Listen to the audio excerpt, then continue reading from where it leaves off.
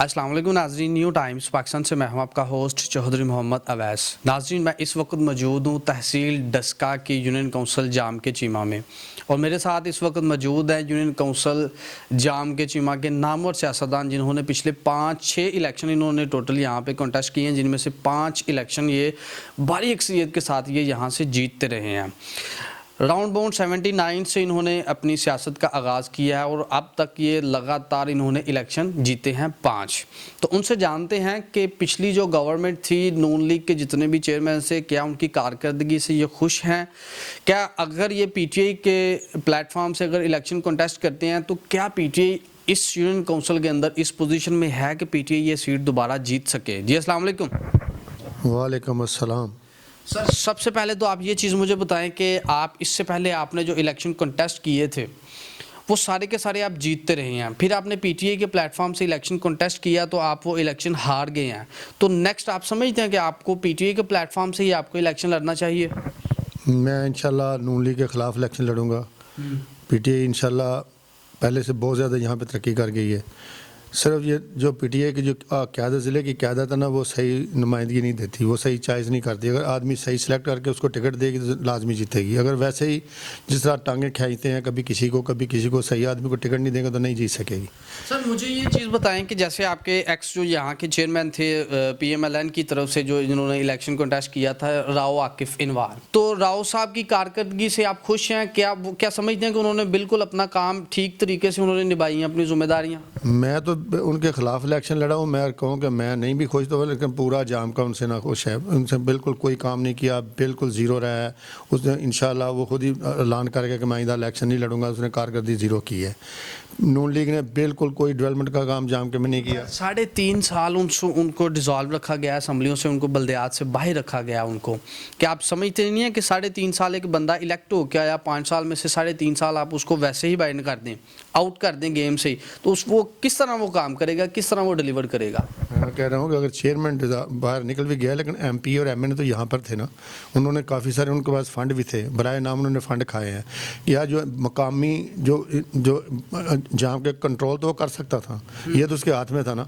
वो असलाह मुआशरा तो कर सकता था ना, उसने असलाह मुआशरा भी नहीं किया। मैं अपने दौर में जाम के चीमा में ये किसी नाज़िम के पास तो ये हक़ नहीं है कि मैं कच्चे नहीं डालने दूंगा, मैं टेप रिकॉर्ड नहीं लगाने दूंगा, मैं आवारा लड़कों को नहीं फिरने दूंगा, मैं यहाँ मनशियात नहीं बेचने दूंगा। ये क्या गवर्नमेंट कानून पास होता है? जैसे आदमी के अंदर अपने गेट्स होते हैं।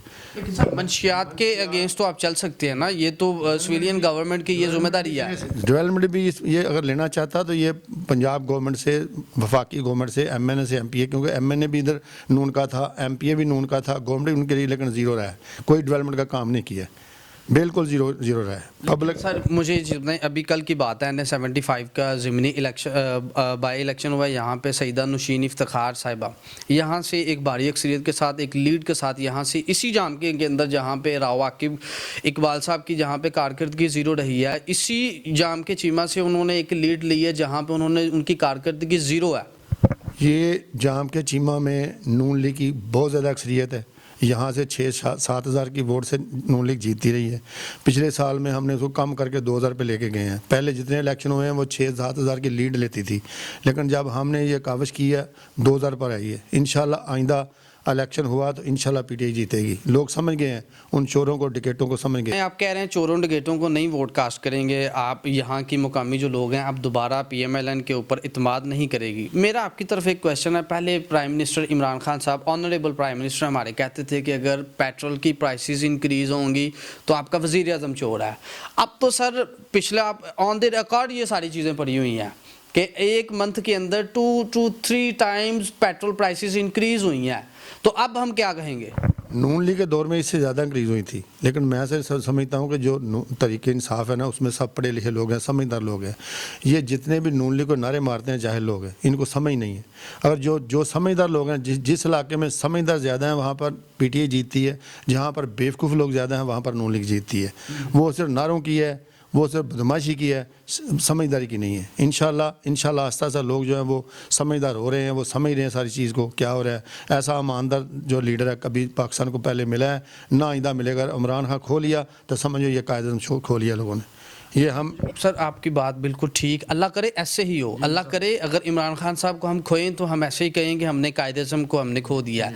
लेकिन एक गरीब आदमी को सिर्फ 2-3-4 चीज़ें उसको चाहिए होती हैं, उसको चाहिए घी चाहिए, आटा चाहिए, चीनी चाहिए, पेट्रोल चाहिए, उसको बिजली चाहिए, गैस चाहिए। जब यही चीज़ें उसकी रेंज से बाहर चले जाएंगी तो हमने ईमानदारी को हमने क्या करना है? आहिस्ता आहिस्ता सब चीज़ ठीक हो जाएगी। Aahista Aahista day by day sir चीज़ें डिक्रीज सही होने की बजाय ख़राब होना शुरू हो गई हैं। कि जितने भी डीलर हैं बड़े बड़े, जितने भी ग्रोह बड़े बड़े हैं, वो सारे नून लीग के हैं। उन लोगों ने सारी चीज़ों में ग्रिप किया हुआ है। चीनी को ब्लॉक कर लेते हैं, सब्जियों को ब्लॉक कर देते हैं। गवर्नमेंट क्या कर रही है? अगर ब्लॉक हो रही है, इमरान खान साहब जिस चीज़ के ऊपर एक्शन लेते हैं वही चीज़ उसकी प्राइसेस ही इंक्रीज होती हैं। जितनी भी इंतज़ामिया इमरान खान का साथ नहीं दे रही। ब्यूरोक्रेसी इमरान खान के कंट्रोल में नहीं है। नहीं है, ब्यूरोक्रेसी उसके कंट्रोल में नहीं है। वो समय ब्यूरोक्रेसी को कौन चला रहा है? मैं बताता हूँ, ब्यूरोक्रेसी चाहती है कि वही पहले वाले डाकू आए जो हमें भी खिलाएं और ख़ुद भी खाएं। ये इनसे डरता है कि अगर हमने कोई काम किया तो ये हमें खींचेगा, हमें करेगा। वो करते कुछ नहीं है, बाहर निकल किसी को कंट्रोल करते नहीं है। 10 रुपये की चीज़ मार्केट से लाते हैं, 50 रुपये की वो बेच रहे हैं। किसी को कोई कंट्रोल नहीं है। ब्यूरोक्रेसी अगर साथ दे तो इंशाल्लाह ये बेहतरीन लीडर है, ये बेहतरीन आवाम का खैर खा है, बेहतरीन आवाम हो सकती है, सारी चीज़ें भी कंट्रोल पर हो सकती हैं अगर खुदारा ये ब्यूरोक्रेसी ये इसका साथ दो। आपकी पार्टी के नूर आलम साहब अगले दिन उन्होंने असम्बली के अंदर ही खड़े होकर प्राइम मिनिस्टर के खिलाफ उन्होंने बोलना शुरू कर दिया। अब आप क्या कहेंगे जब आपके जो पीटीआई का जो घर है पेशावर से आप अपनी सीट से हार गए हैं, आप पूरा केपी आपने पहले फेस का वहाँ पे रिजल्ट देखा क्या हुआ है? मैं बताता हूँ, ये तो 2.5-3 साल के हैं, वो 35-40 साल के हैं। इनको 1-2 साल टाइम मिला, 5-10 साल 15 साल अगर इसने इमरान खान ने हुकूमत की तो इंशाल्लाह सारा ठीक हो जाएगा। इतनी जल्दी तो इतना 40 साल का गंद जो है वो 3 साल में वो नहीं, मैं ये कह रहा हूँ कि वहाँ पे पीटीआई को बड़ी बुरी तरह वहाँ पे पीटीआई को शिकस्त हुई है। जहाँ पर पीटीआई की शिकस्त है वो वहाँ पे जो पीटीआई वाले पीटीआई का, मैं बोलता हूँ कि पीटीआई को पीटीआई हराती है, पीटीआई हराती है, उसमें कंट्रोल नहीं है इनके पास। आदमी सुलझे हुए नहीं है, आहिस्ता से सुलझ जाएंगे। असल जो पीटीआई के लोग आएंगे ये बाकियों में भगौड़े हैं। कोई नून से आया हुआ है, वो कोई पीपल पार्टी से आया हुआ है, वो अपनी साख बना रहे हैं। अगर असल जो पीटीआई के लोग थे ना, अगर वो इसके साथ आते तो ये हाल ना होता। अभी भी जो हाल हुआ है ना सरहद में, इस तरह उन्होंने आदमी सही सिलेक्ट नहीं किया, लोगों ने अपने अपने नाम के आदमी दे दिए हैं। सही जो पीटीआई के वर्कर थे उनको सीट नहीं दी। अगर अभी पंजाब में भी इस तरह हुआ तो वो जिस तरह सूबा सरहद में पीटीआई आ रही है, इधर भी इसी तरह रहेगी। आप सर इशारतन अपनी शिकस्त पहले कबूल कर रहे हैं पंजाब के अंदर? अगर पीटीआई को सही नुमाइंदगी इन्होंने असल बंदों को ना दी सीटें, जो एमएनए, इस चीज़ का जिम्मेदार कौन है? सही बंदों को सिलेक्ट करके उनको टिकट नहीं देंगे तो पब्लिक किस तरह उनको इलेक्ट करवाएगी? इसका कसूरवार कौन है?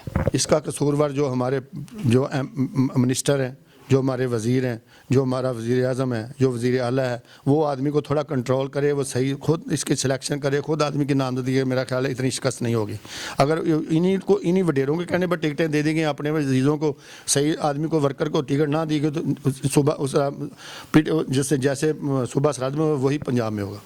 मैं यही कहता हूँ सर आप बिल्कुल ठीक कह रहे हैं। अगर आप कह रहे हैं कि पीटीआई के अंदर भी ऐसे ही हुआ, पीटीआई तो आई ही मरूसी सियासत को ख़त्म करने के लिए थी। क्या पीटीआई के अंदर आज भी मरूसी सियासत अभी जिंदा है, अभी बाकी है? अगर मैं इस यूसी की अगर बात करूं, मैं कहता हूं कि इधर भी वही आदमी आए हैं पीटीआई में रले हैं जो पहले नून और अपने पीटीआई इसके थे पीपी के थे। अगर इनके अलावा जो पीटीआई के वर्कर थे वो लिए जाते तो मेरा ये हाल ना होता। ये उन्होंने वही आदमी लिए हैं घसे पटे। आखिर पे आप अपने यूनियन काउंसिल की आवाम को, स्पेशली यहाँ के जो यंगस्टर्स हैं, आप उनको क्या पैगाम देना चाहते हैं? उनको ये मैं पैगाम दूंगा कि खुदारा पीटीआई को वोट दो, पीटीआई की नुमाइंदगी करो, उसका बाजू बनो, इमरान खान के हाथ मजबूत करो। इंशाल्लाह हमारा पाकिस्तान ऊपर जाएगा, नीचे नहीं आने लगा। ये वर्ड में इसको सारी हो रही है, लेकिन जो इलाके में जितने जाहिल लोग हैं वो उसकी टांगें खींच रहे हैं। जी नाज़रीन, ये हैं रफ़ीक जट साहब, एक्स यूसी नाज़म है, जो बड़े प्यारे अंदाज में पीटीआई को डिफेंड कर रहे थे। इसी के साथ ही अपने मेज़बान चौधरी मोहम्मद अवैस को न्यू टाइम्स पाकिस्तान की स्क्रीन से इजाज़त दीजिए। अल्लाह हाफिज़।